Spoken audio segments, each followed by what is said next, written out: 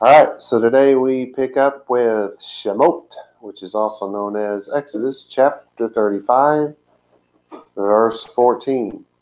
Now remember, what we're doing is going through laws that we've already been given. There's a little more information in some of them this time. Others are identical as before, but it's because of the connection to the subject of this chapter that we're going back over it. Not because it was somebody else's version that got slammed in with somebody else's version, like the J and the P nonsense that started in the 1800s, which was nonsense then and is nonsense now. Anywho, literally in English would say menorot. Hear menorah there? You should. That from light and vessels her, and lamps her, and oil that from light. So we begin with ve'et, which really has no meaning. You do have the word and. Then it says menorah. Is it rat? No? Mm-hmm. It said rat. I think I said that wrong a while ago. But it's a menorah, often translated as a candelabrum or a candlestick. There's one right here.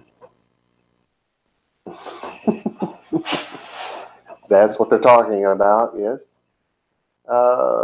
It says here in Jacinius, always used of the great menorah, which is probably true of the Tanakh, the Hebrew Bible, but not necessarily true of the New Testament letters, because they do talk about menorah in those letters as well. There is a root word here, and it is nur. It's an unused root. This word's not used in its root in the Hebrew Bible. I use it in my translation of the New Testament letters. But anyway, it's to give light, to shine, to be glad and rejoice, because it's set in people's face when they're happy. Their face lights up. So the same word is used of being happy in this case, as is the brightness that comes from lighting a candle. So anywho, our next word is ha-ma'or, and literally that would be that from light or the from light, or being the word for light, used of the sun, even the moon, because the moon gives off light, but in this case it would be the light of the candlestick. It says ve'et, which is and then a pointer that has no meaning. Et has no meaning. Keleha, that's the word for vessels. It's in plural and it's feminine. Properly, whatever is made, completed, or prepared. Any utensil or vessel, even of the clothing and the ornaments, used of the ornaments of a bride. It's also of yokes for oxen. Because it's an implement, and if you, I guess, put rhinestones on it, it would be an ornament. I'm just throwing that out there. We are talking about the vessels, of course, used in the tabernacle, in this case, eventually the temple. It says ve'et. Again, you have the word and, but the et is just a pointer. Neroteha. Did you hear ner, nerod, menorah, right? It's lamps, her. It's in plural here. A lamp always used figuratively of progeny. When they're speaking of progeny, it is figurative, not literal. In 1 Kings 11:36, it said that David, my servant, might always have a lamp. In other words, that his race might continue forever. So you see how that's used there. This time we're actually talking about light on a menorah. This is ve'et. Boy, that word's being way overused here, isn't it? Shemen, which is oil, fatness, a feast of fat things. In Isaiah 25:6, it says, and the yoke, speaking of Yisrael, is broken because of fatness. Yeah, they got lazy, just saying. A metaphor taken from the fat bull that casts off and breaks the yoke. Laziness, yeah.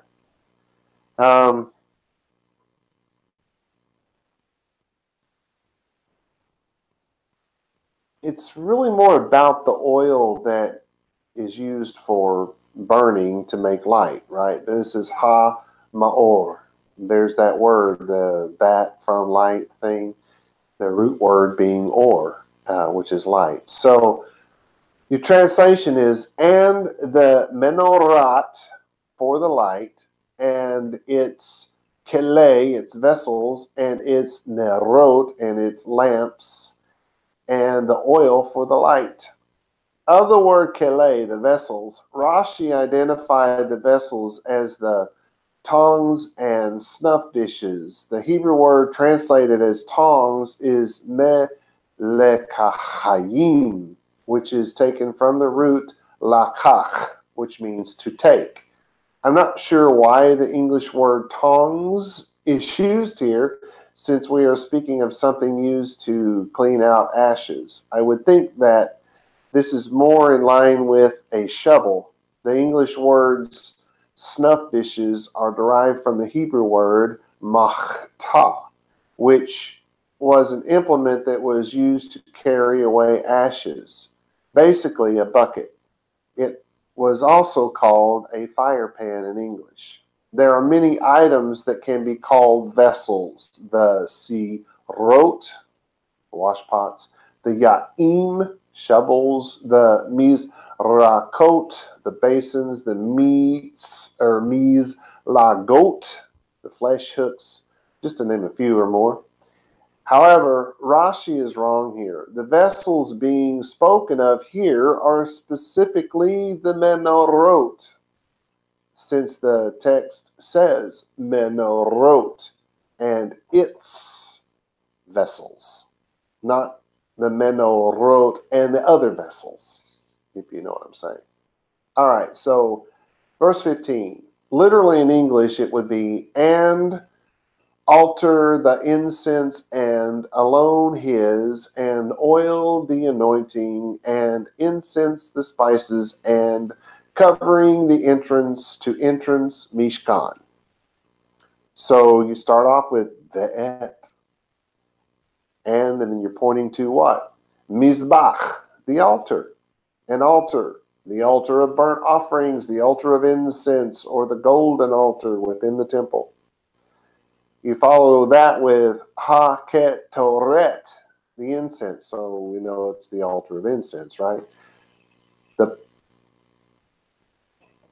And again, the root of this word is more about the oil that's burned that gives off an aroma that's pleasant, incense. You know, it's not those sticks you see people put in the little wood stand and light up. Not like that. Then our next word is ve'et, so it's and it's pointing to badaiv.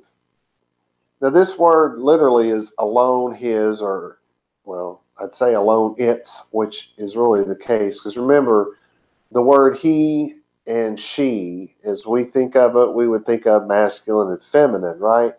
But we wouldn't connect that to the word it. In Hebrew they do, because it's a language with masculine and feminine. So when they use the word we think of as it in the masculine, they say, in English it would be he. And in if it's the feminine of it, it, the word it, then they would say in English she, right? Because it's masculine and feminine. So it's a little confusing. It doesn't get translated very well. The English translations are horrible about missing this. They're constantly putting the word he or she where it should just be it. It's just the masculine or the feminine of it.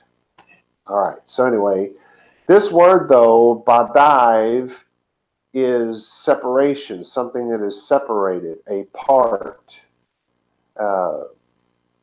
Can be used of equal portions, because the parts, even if they are equal portions, are still parts.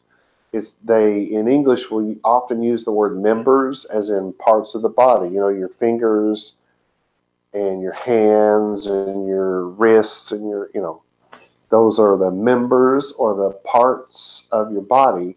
But it's from the idea of separation and thus being alone, single. right? Because it's just one of the parts, not all of them, but one of them. This is ve'et shemen. Well, we've had this word. It's the fat, the feast of fat. It's just the oil. Particularly, it's the oil that causes the fire. You know, you put a little wick in that oil, and then you light the wick, and the wick burns, right?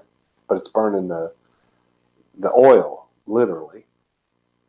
And then it says, did I go? Wow, seems like there should have been more words than that. Hamish ha. Okay, that's, I looked up there and thought it said Hamish Khan. No, it says Mishha. The anointing, to anoint. If you took the first letter off and the last letter off, you'd have like Mashiach. Of course, if you just took the first one off and left the last one on, then you'd have Mashiach. It's the same. It's pronounced the same way, but one would be like Messiah as a person, and the other would be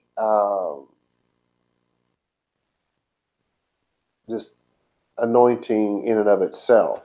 So this is anointing oil, and back in that day, they poured that oil over the top of your head and went all the way down to the ankles. So there's a lot of oil there, right? But I think that this oil probably had more than just that use, but maybe not. This is ve'et ketoret, incense.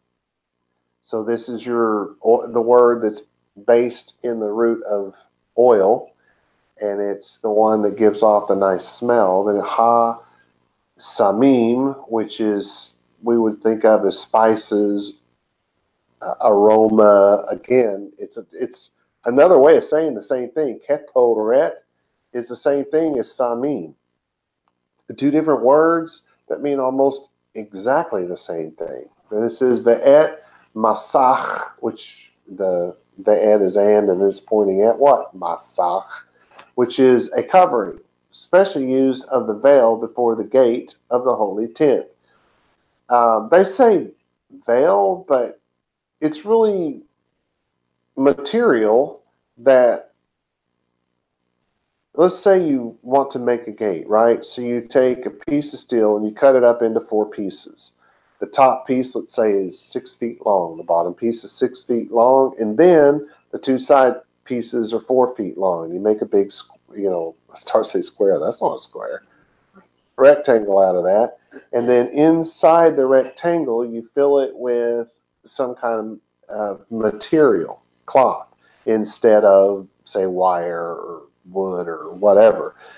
That's what we're actually talking about here. This isn't a veil per se that hangs over the face, but it's a material that was used at the thing, the gate in the front. And so that's the example they're giving.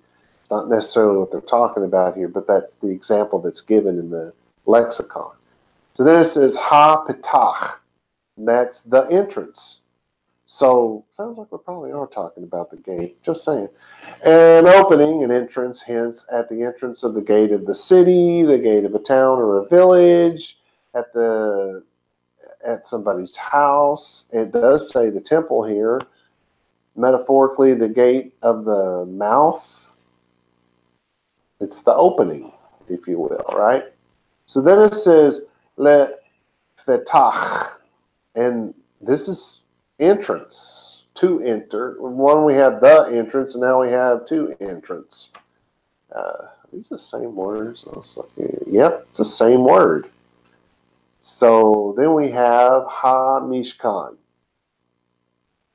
So you have the mishkan. You know what that is, right? That's the tabernacle, as opposed to Heichal, which was the temple, right? So it's basically, this is the temple in the wilderness, made out of material and cloth. Your gate was made out of material. Well, at least the part that went between the posts was material. And then you had the gate itself was, most of it was material. And then you had the opening of the Mishkan itself, which was material. And then you had the Holy of Holies was separated from the rest of the holy place with material, right? So the Mishkan is essentially the same thing as the tabernacle. It's just was made of very different materials, if you will. But it's a habitation place. It's a dwelling place. It's in this case, the temple or tabernacle, I should say, of God, where he met with Moshe. So your translation becomes, and the altar of incense and its staves. Because remember this from last week, the word alone was also tied to the idea of a tree, and then you take a limb from that tree and you cut the limb off, and then you cover it with gold, and now you have a staff that goes through the little rings and you lift it. That's what we're talking about. I missed that a while ago. Didn't even think about it. So anyway, we're talking about staves here. Then it says, and the anointing oil and the incense, the spices, and because remember, incense and spice was essentially the same word, because it's essentially the same thing. So we break it up and say incense, the spices, and then the covering, and the opening at the entrance of the tabernacle. Remember, we call it in English tabernacle because it's the one in the wilderness, doesn't have stone walls and marble floors and stuff like that. Of the word masach, or covering, of the opening, Rashi wrote that this was the curtain at the front or east end of the tabernacle. He's right, that's where it would have been. So obviously there was some question in his time about that. Now we have verse 16, which literally says, alter the burnt offering and grate the copper, that to he alone his, so there's going to be the word staff, and all vessels, the pot and pedestal. All right, so we begin with et, which again, that has no meaning. It's just a pointer.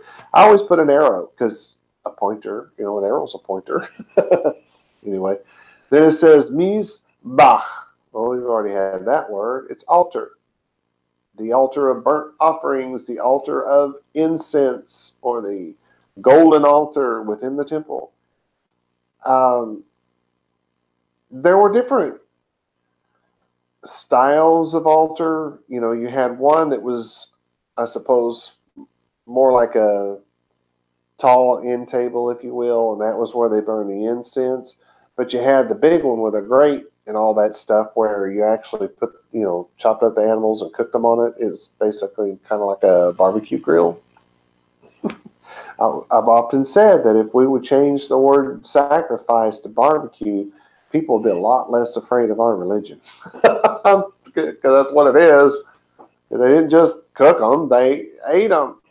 That was the whole point. Anyway, ha'olah, which is the burnt offerings, what is laid on the altar, what is offered on the altar, especially a burnt offering, a sacrifice of which the whole was burned.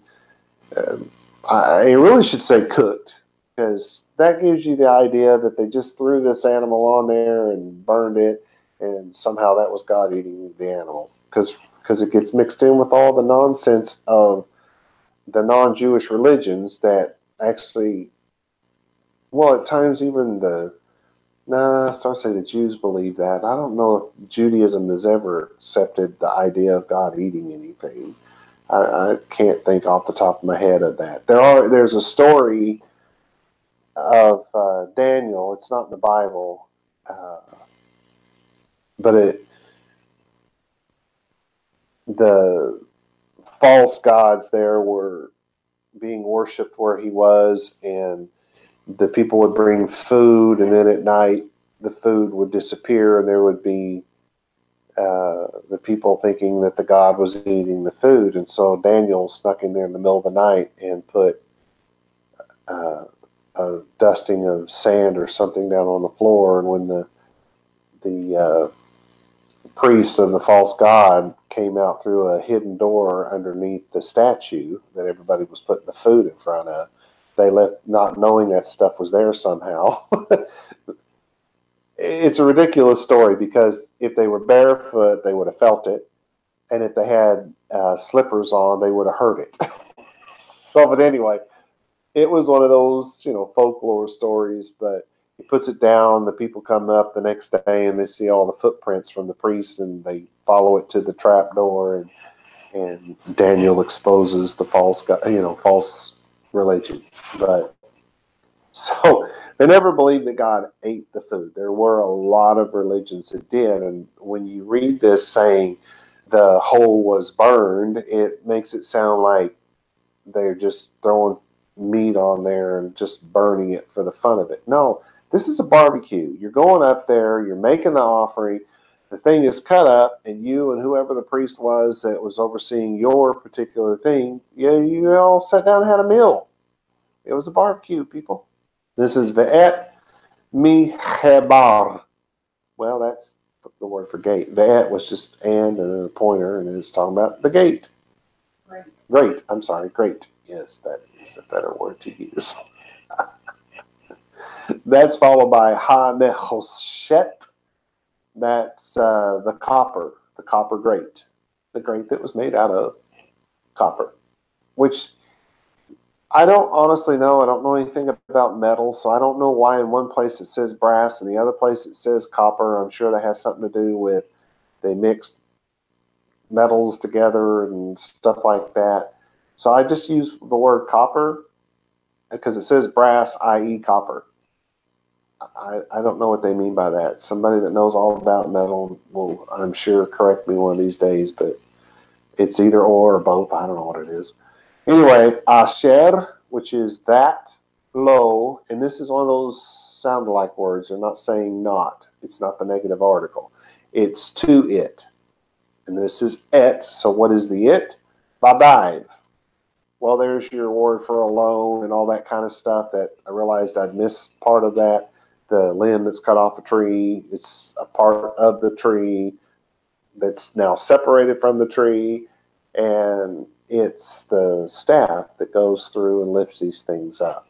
So that's what they're talking about. And this is ve'et, so it's pointing at kol, all the kelai. Remember that, the vessels, properly what is made, whatever's used. And this is et ha-kiyor. That's the word for the pot. A small hearth, a fire pan, so called from boiling or roasting, a basin, a laver, a scaffold, or a platform. I don't know where those come in, but you know how Hebrew is. Words get used for all kinds of things. This is ve'et, and it's pointing to what? The kano, the pedestal, its base. So it's a pot of some sort that has a base that it sits on. Then it says, so our translation, I should say, is the altar of burnt offerings and its copper grate and its staves and all its vessels and the pot and its base.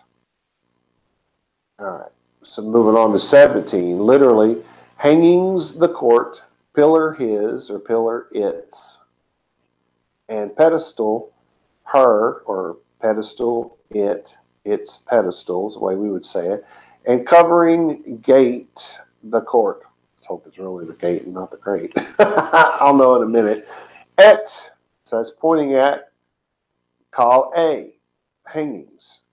A sling, it says, a veil, the sail of a ship, to sail, to navigate. You can be talking about ropes here, you know, as the ropes pull the sail up and that sort of a thing.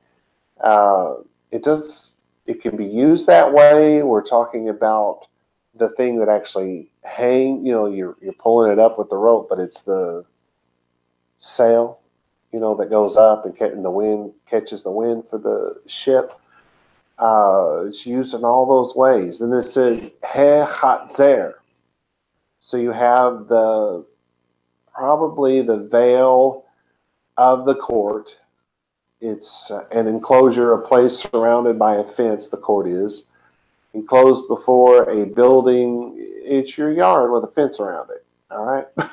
This is et, amudai, and pillars his. So, and it's pillars. And these are columns, they're pillars, they're the things that hold the structure up.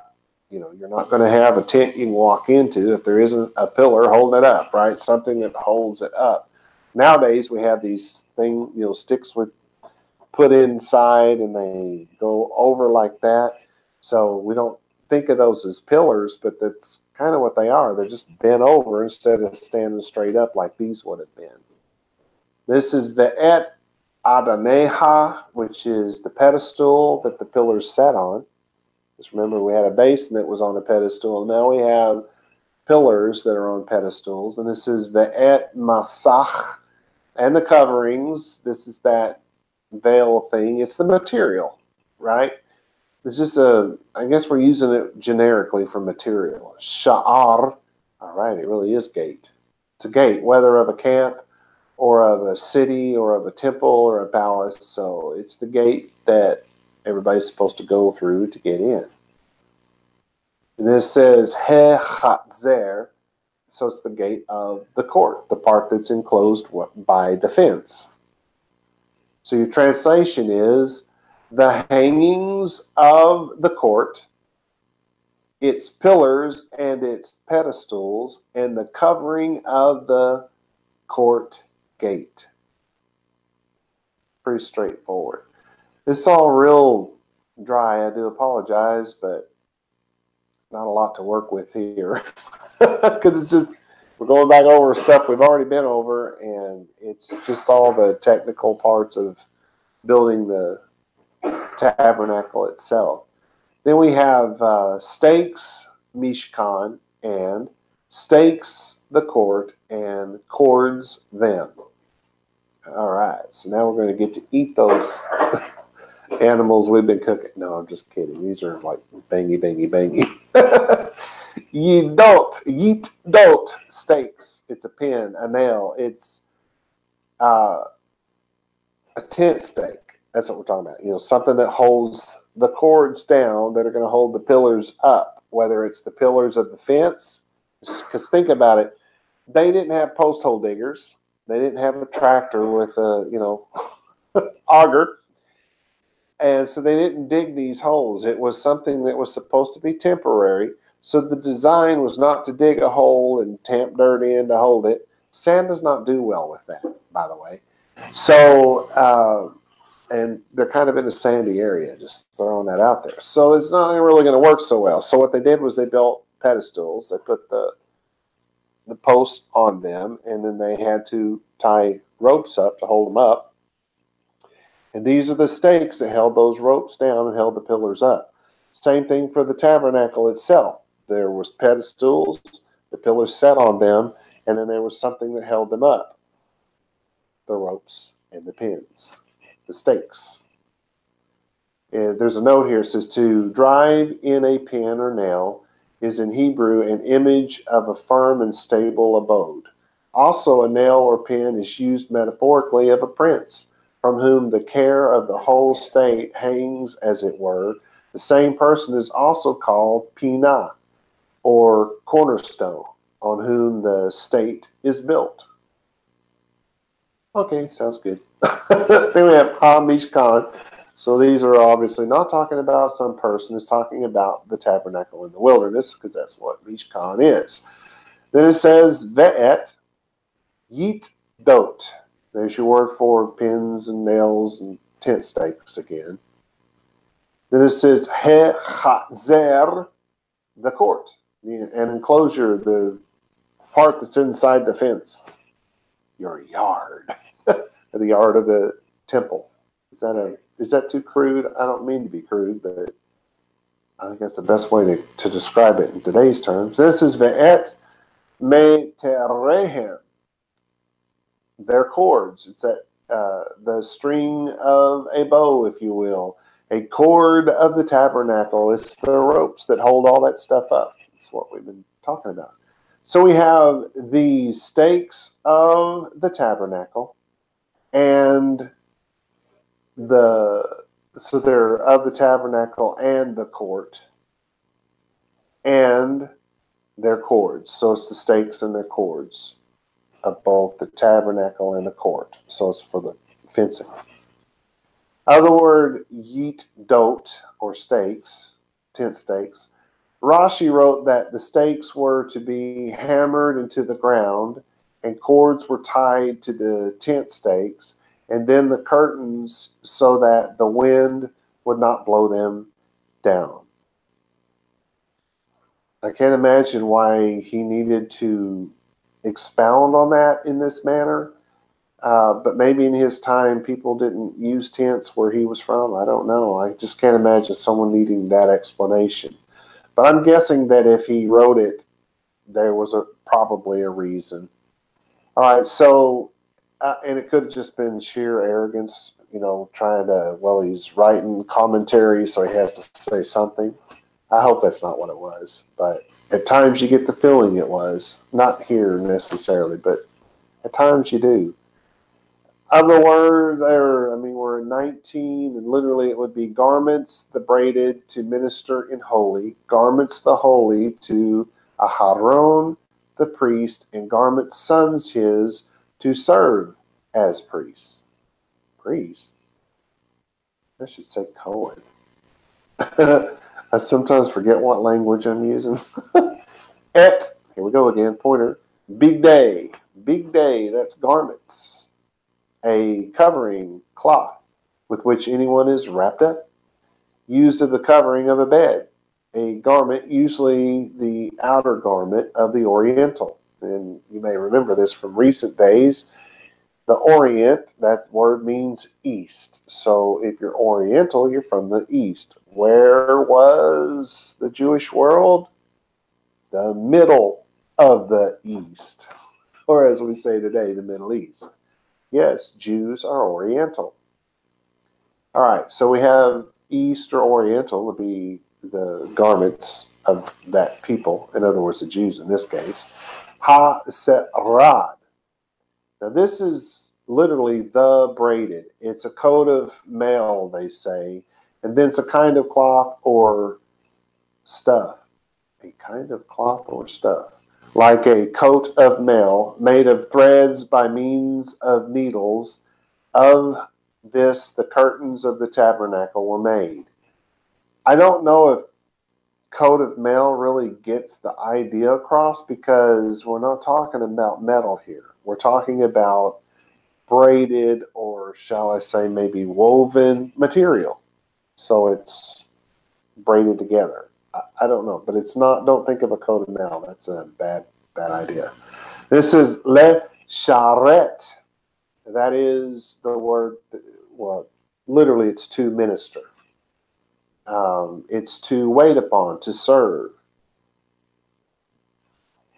In the West, this word has really been flipped on its ear, because the guy that's called the minister is the one everybody serves. They wait on him hand and foot. I've always called him the beloved one, But that's not what ministering was in the biblical period. In the time of the biblical period, the minister was a servant. And he was the lowest of the low. He was down the totem pole, Of course, literally in American Indian folklore, it's like the lower you are, the more important you were, right? But the way we say it, when we say you're the low man on the totem pole, we're using it backwards. Just thought I'd throw that out there in case somebody didn't know that. Anyway, but this is the guy that was there, this is of the idea anyway of waiting upon and serving. And in that it's called worship, because if you're serving God, if you're doing the work of God, then you're worshiping God, because that's what service is. So of the wives that wait on their husbands hand and foot, they are literally, by biblical standards, worshiping their husbands.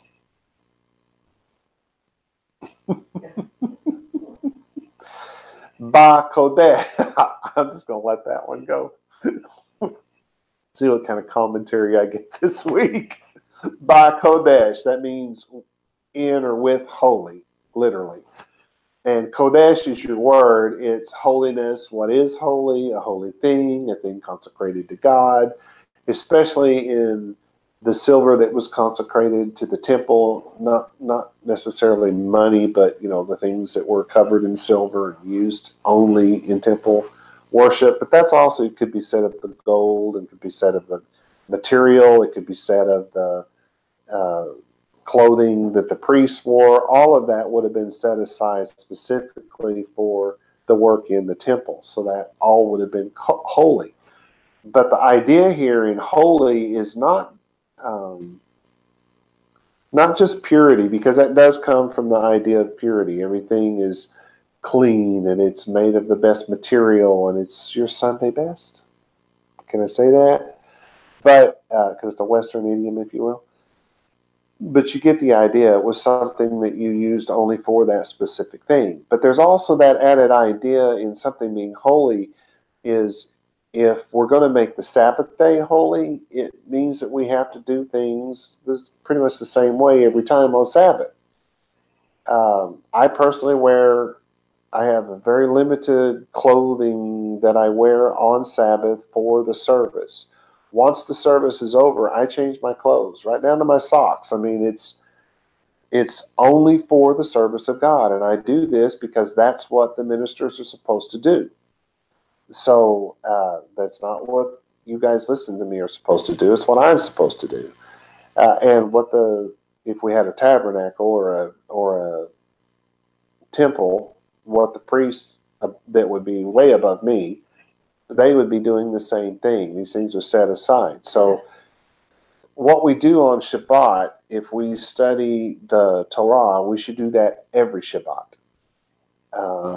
It's not a bad idea. If you're going to take a nap on Shabbat, maybe you should take a nap every Shabbat. I wouldn't want to start that, though, because I'm a little too antsy for taking naps on Shabbat. But anyway, you kind of just need to set aside 4 things that you always do every Shabbat that are not work. Let's not get into that. All right, this is Et, which is pointing at something. Big day. Remember that? That's the clothing. That's a garment. This is Ha Kodesh. So now we're saying the holy garments. And now it's going to be specific and say Le Aharon. I said that backwards. If I'd said it backwards, it would have been like a chest instead of a person named Aharon or Aaron. So it's the holy garments for him. This is Ha Kohen, Aaron the priest. This is Ve'et and Big Day and the garments, Banaiv, of his sons. And by that, it's not, okay, so Aaron and his wife had 4 kids, and we're talking about his 4 kids. No, his sons are the priests that served under him at the time that he was alive, and the priests that continued this thing on after he was long gone. Those were his sons. Those the people that do the same thing that he did were called his sons. So it could be people that weren't even related to him. They're just of the same. In their time, they would have just all been from the same tribe of Levi. So anyway, then we have Le Chahen, which it's just Cohen. It's just priest, to serve as priest. They say to predict a prophet. It even says a soothsayer. Wow. Come on. Somebody needs to slap Jacinius. And he may not have wrote it. I mean, somebody may have added it to his work. Who knows? One who undertakes anyone's cause, his deputy. So if you think about it, that's what a priest is doing for God, right? One who stands with anyone. Isn't that what a priest does with God? Yeah. The signification of priest is kindred, inasmuch as prophets and priests were alike supposed to intercede between the gods and men. So he's making a comparison to paganism and Judaism. I don't see that as necessary. Thought I'd throw that in there. All right, so our translation is the braided garments to serve in the sanctuary, because they called it the holy. The sanctuary was the holy. And then beyond the sanctuary, behind the veil that was in the sanctuary, that separated the sanctuary from the holy holy. Or as we say in English, holy of holies. But that's not how they said Kodesh, HaKodeshim, holy the holies, right? So that's the way it was said in Hebrew. But so when they talked about the sanctuary, they use the word Kodesh. Now, often Mishkan is also translated as sanctuary, and it's perfectly fine. You know how Hebrews are. They use one word for many things. But anyway, when they said Kodesh here, they're talking about the sanctuary. And the sanctuary is where everything that is done, everything that's in there is supposed to be set aside for one purpose. Right? So it's holy, and it's a place, it's the holy place. And then the holy was where the really holy stuff took place. You know, God sitting there on the throne talking to Moshe. All right, so you have Kodesh for sanctuary. Oops, let me go back. The braided garments to serve in the sanctuary, the holy garments for Aharon, the priest, and the garments of his sons for priesthood. I think you could say it that way, or for ministering, or for, the word is really priest, it's Cohen, but his sons for doing their job, basically. I have a note here. It says, there is the addition of the Vav and twice. Vav being the word and, in English. They've added the Vav 2 times to this verse, is what I'm trying to tell you. It means absolutely nothing. However, as it is customary in ancient Hebrew texts, the words to serve in the sanctuary or in the holy, the Kodesh, have been added to include more detail. This is not a new law. It somehow differs from the last time we learned this law. This is more detail on the same law. And I say that because many people don't know this, but when Maimonides set up the 613 laws, he set out to prove that which he already believed, and he did so, right? Fundamentally, the work that he did was actually quite impressive for a man who did this without a computer. I would have had a hard time turning out something as well as he did without a computer. Of course, I've been working with computers since way before they were cool, right? But so what he did was really impressive. But again, he did something in an attempt to prove that which he already believed. Sometime before his time, 900s, he's from the 12, but in the 900s, some guy just said, the numbers in God, the letters in God's name, because in Hebrew, letters are also numbers. The very first letter of the alphabet, the alphabet, if you will, is Aleph. And it's, in our world, we might, try to say, well, it's an A. No, it's not an A. In Hebrew, it's any vowel. It can be A-E-I-O-U. So let's not use it. Let's use a bait. The second letter in the alphabet. We would connect it to a B and we would be right because it makes a B sound like our B does. All right. But it also is the number 2. So every letter has a numeric value. So when you add up the letters in the name of God, it equals 613. That's all the guy said. Then 100 years later, some other guy comes along and says, I'll bet you there's 613 laws because the perfect number is 613, right? And Maimonides came along and said, I'm going to prove it. I'm just going to prove it. And he proved it, right? But the problem is, and I'm just having to pick some numbers here because I don't know off the top of my head. But let's say number 30 was a law that said, thou shalt not do thus and so. Then he gets into the next chapter, or the next book, if you will, and it says, thou shalt not do thus and so. And maybe it has an added Vav. Maybe it was spelled exactly the same way. Well, by the time Maimonides got to this one, he's already forgotten about that one. So that's law number 30, and now the same law that's been brought back up for the purpose of giving more detail or because of the connection of the subject becomes law number 112. So now you have a problem. You don't actually have 613 laws. He messed up. But instead of somebody coming along and saying, he messed up, let's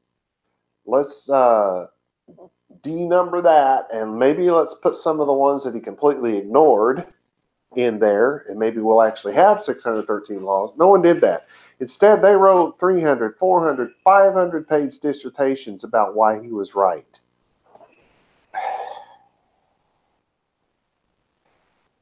A wise man once said that you will never get to the truth through lies.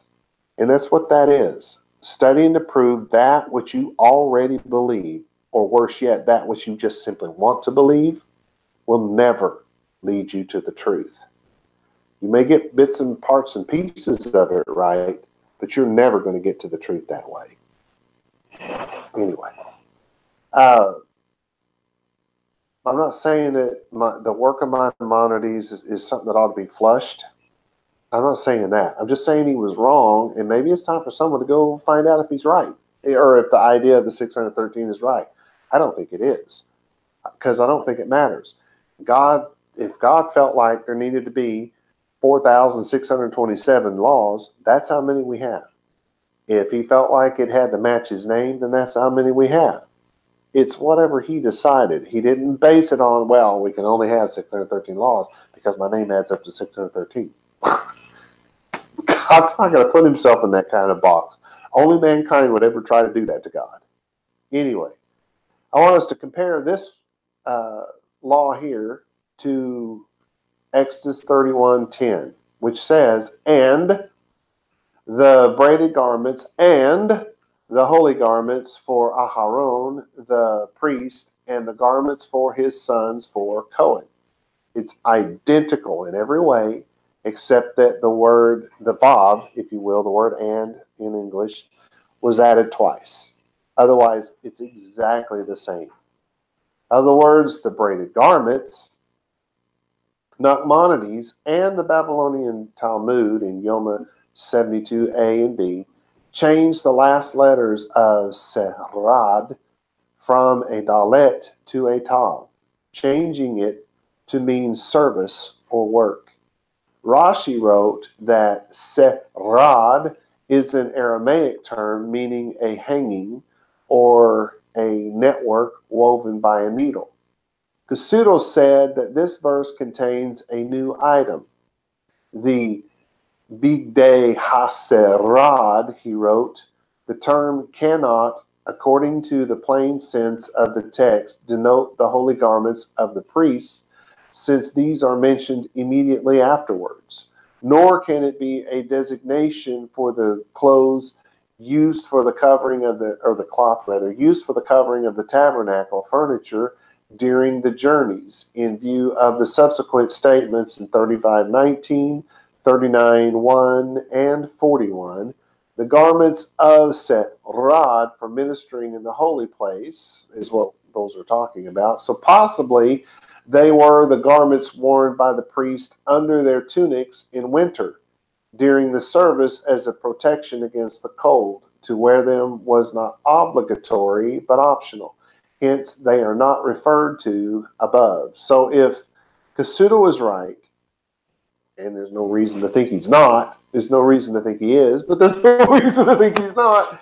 If he's right, then this passage is speaking about something different, something like he said, the undergarments. I say no. I say it's the same thing being stated yet again, and the vobs mean nothing. They are used in context of, we're going back over this thing again, and this time I've added a vav, not realizing that I didn't last time because a human being wrote it. I just don't agree with it at all. I think that it's the same thing being said a second time. All right, we've got room for at least one more. Verse 20. Literally, it would be, and went forth they all adopt children Yisrael from to face Moshe. This is kind of cool. Vayetzud, and went forth they.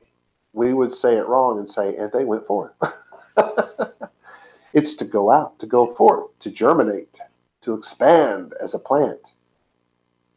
I've talked about this before. To go in Hebrew was to come. To come was to go. It meant the same thing.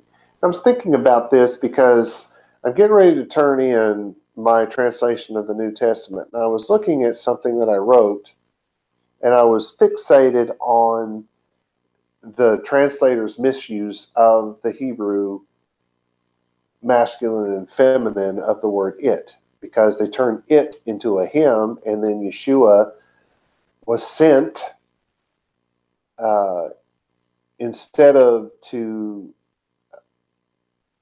complete the work of, the work that he was sent to do. They changed it to him. So he was sent to complete the work of him, right? And it's very wrong. And I was looking at that and I thought, I just realized there's something else we're missing here. And it's this nuance that to come is to go, and to go is to come. It's the same thing in their world, because no matter where you go, you come to that place.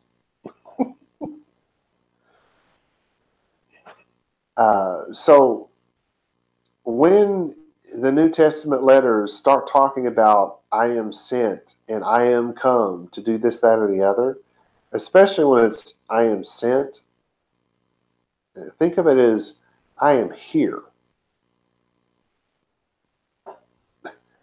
He wasn't sent. He's the sender. Don't get me started. The word kol means all. That's our next word. This is adat. Oh, you guys should know this. It is the plural of edah. Of course, it means it's an appointed meeting and assembly, the congregation of the Hebrews. It's what we now call a synagogue. I hate calling it a synagogue because that's an English transliteration of a Greek word. And Hebrew don't have anything to do with Greek.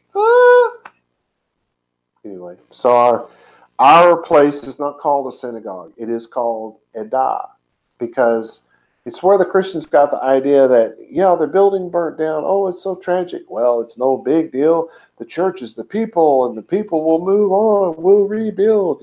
They get that idea from edah. It's that idea. The people are the actual edah. And we build the building and we call it edah, or we call it, if you will, synagogue, because we don't use the word church. Although just this week somebody called it a church. That was all I could do not to crack up. But this is what we're talking about. So they are appointed times and appointed meetings, but they're in a specific place. It's the edah, b'nai, of the children. Children? Maybe it's a nursery. No. The children of what? Yisrael. Oh, I see. It's the synagogues of Israel. Then it says, mi lipnei. Well, literally, that's from two faces. From two faces. The root word is pana. It's to turn oneself. And they use the word for face. Face. Because when you're going to face somebody, what do? You turn your face. Anyway, it's Hebrew. Moshe. So your translation is, and all the synagogues of the children of Israel, Yisrael, went forth from the presence of Moshe. Ooh, I'm getting an idea that maybe a conversation was over. Just throwing that out there. Kasuno wrote, corresponding to the last verse of the preceding paragraph, verse 20, which begins with the expression and, it has ... departed, we have here two verses commencing with the words, and they came. And he has / a fine stylistic parallel, which at the same time contains an allusion to the swift response of the children of Israel to the request for contributions to the sanctuary. As soon as Moses ended his address, they left to fetch their gifts and immediately returned with their offerings. The description of the donors is long and detailed, as though Scripture were depicting for us the long and crowded queue of people in their multitudes bringing their contributions. The fact that the word brought, B-R-O-U-G-H-T, occurs 7 times in the paragraph is not without significance. Wow. Man, they got all excited. I get up and say, man, we need to raise some money, and we lose half our congregation. I shouldn't laugh, but it's happened so many times. I got to laugh not to cry. No, people in our congregation now are really solid. I want you to know I really appreciate it. All right. That's as far as I feel that we can get today. So, shalom, shalom, y'all.